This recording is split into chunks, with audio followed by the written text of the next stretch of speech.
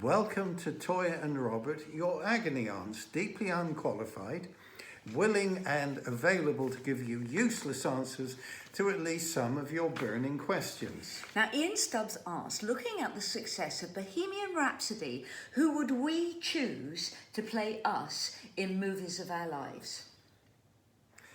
For me, Harvey Keitel. Harvey is a fellow Taurian. Although he's 7 years older than me, he would be a very good older Robert. I'd say that him being a Taurian doesn't qualify him to play you. So who else? Liev Schreiber. Oh, yeah. Yes, Liev Schreiber for the discipline period. Well, I think if there's going to be a movie about my life, the way I see it, it's an opportunity to improve on what reality was. So I'd go for the most talented, the most beautiful, the youngest, just the broadest talent you can find to play me. You play yourself then, lovey. And I'm going to go for Millie Bobby Brown, because I just think she is extraordinary. Now, she's going to be really busy, so if she isn't available, I'd go for Sophia Lillis from It, gorgeous actress. But the one actress in the world who is physically like me and has the same attitude as me on stage, and she was in the British version of Bowie's Lazarus, is Sophia Ann Caruso. I mean, she could be me at a drop of a pin. She really could. So that's a great question. Thank you, Scott. So, J. Don, what is your favourite punk band? Now, I can answer that immediately.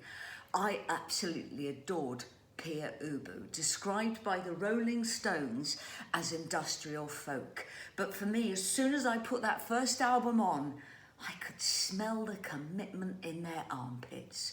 It was fabulous. I'd go for the best punk band I've seen live with The Clash. I saw them in New York. In New York, I loved Blondie, Talking Heads, but they probably wouldn't be considered punk so much. Well, yeah, punks loved them. Yeah, The Damned, 82, loved The Damned. I opened for The Damned at the Cavern or Eric's in Liverpool, and I was covered from head to toe in gob within 10 seconds. Yeah, well, James Chance of the Contortions in New York threw himself across the performance space on his knees, came up to me and spat in my face. I guess that's pretty punky. Did you want to smack him in the face? No, I thought they were great. I love it! Jeff Branton, how long must we wait before we have Toyah and Robert's soft toys, not to be sold separately? Well, I think soft toys for Robert and Toyah are going to be a while coming. For Toyah, they're already here. Yeah, but we do have an alternative. Oh, yes, and this is immediately available to all. Toyah and Robert bobbleheads. These are gifts from Hellboy Tom Redmond.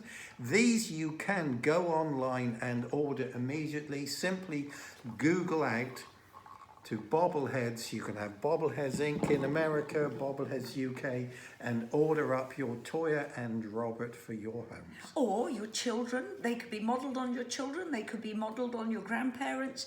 Anyone that you love. We have an awful lot of them of Bill Rieflin around the house. Now, Jamie is asking, my question to you two is, how do you keep the amazing vibrations going in the midst of global madness? Lovely. Okay, always focus on the positive in your life, and no matter how you feel life is against you, how frustrated you are, especially with the outside world, always look at the positives you have before you look at the negatives. So there's a very simple exercise that I really adore from a book called Magic by Rhonda Bryan. Have I said her name correctly? Rhonda Bryan.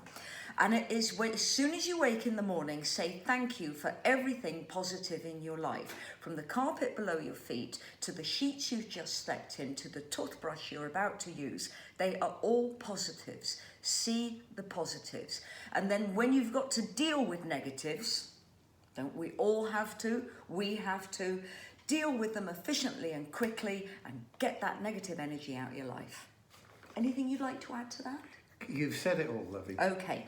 Jerry Moran, you say, and this is quite a cosmic question, I was wondering if you ever had any experiences of cosmic messages in bottles falling into the garden, because I had one a few weeks ago from Major Tom. I get cosmic messages all the time, but just not in bottles falling in the garden. Can you give an example of one? Yes.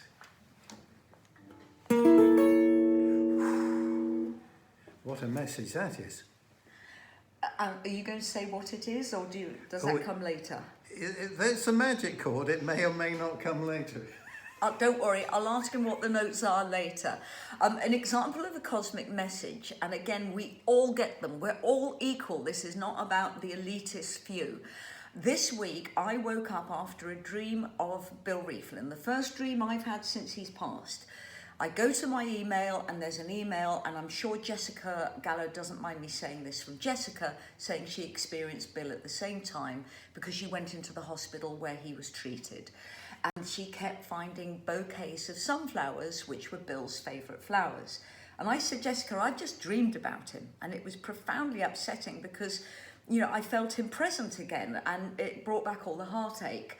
And then I pulled this card from the tarot, which I do every day for guidance, and it was the Six of Cups. And I believe it was the Six of Cups. It's where a young boy is giving a young child a bunch of flowers. 3 days running, I pulled the same card from very shuffled packs of tarot. And I said to Jessica, that's Bill saying hello. So we all get those. They're very subtle. So look out for little changes around the home. Could be someone saying hello to you. So thank you for that one. Now, we want to deal with a question we've had from Dale. Dale Haskell, yes. Dale has been in touch with us and asked whether he could send us a song for Toyah to sing on and Robert to play on.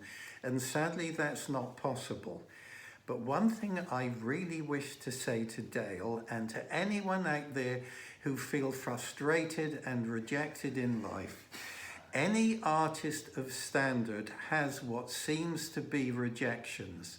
We must not take this personally.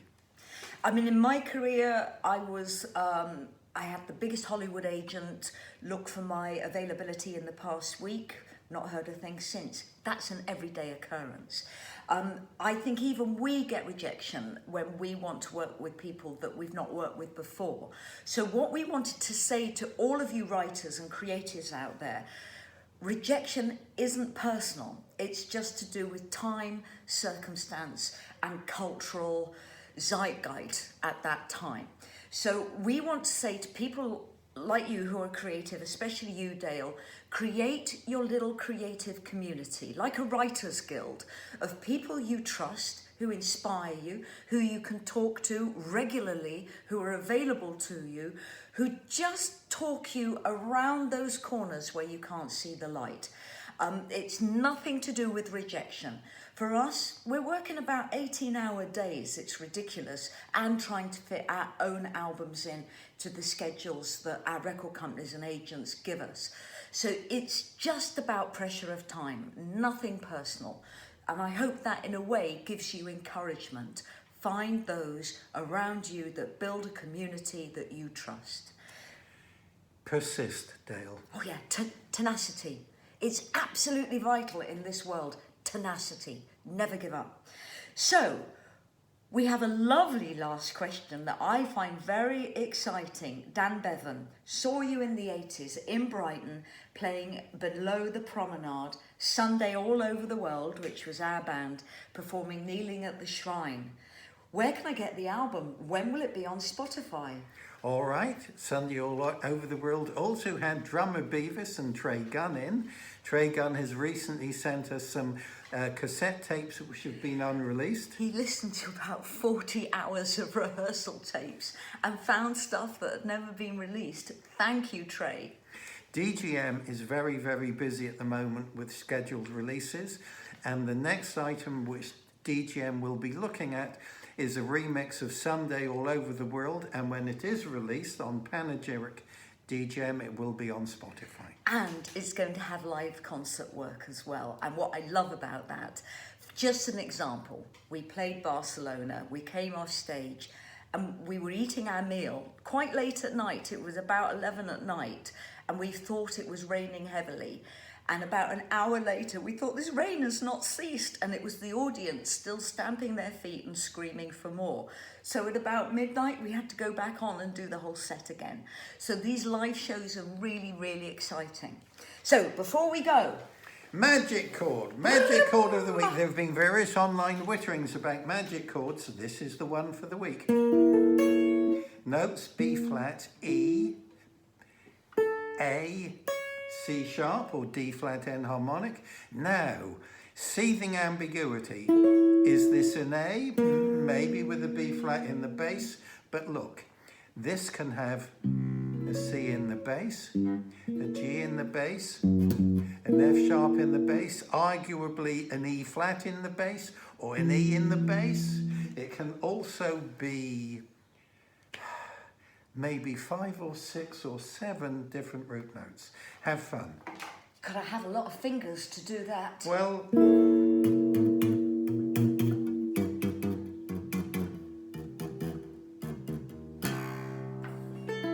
so, ladies and gentlemen and young people out there, we really love having your questions. Where do you send them to? You send them to Toyah official Facebook. And we look forward to next week. See you tomorrow for Toyah and Robert's Sunday lunch. Stay safe, everybody, and just keep washing your hands and protecting yourself, because none of us know what's going on. Bye for now. Be well, be well.